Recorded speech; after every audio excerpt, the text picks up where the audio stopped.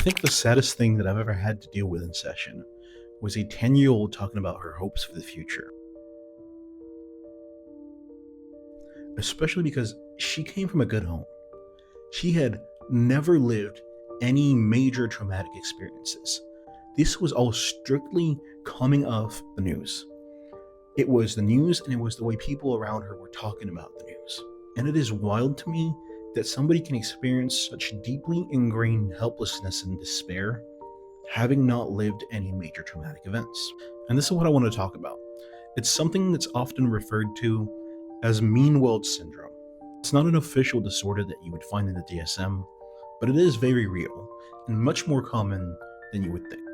And we've known this for a while now, but watching the news really skews our perception. And the more you watch the news, the more likely you are to perceive others and the world at large more negatively than you should. The truth is, we're simply not meant to be exposed to negativity of this magnitude on this scale this often.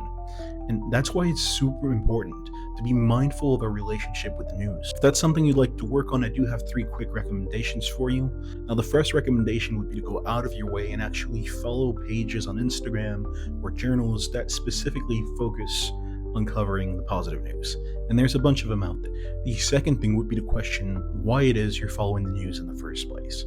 The news is one of the single most powerful tools for change that we have.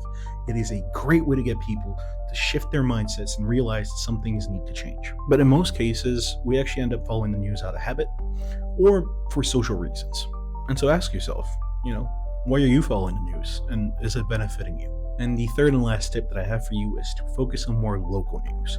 Focus on news related to things that you can actually control. It makes a world of difference when something negative happens if you feel like you can actually do something about it.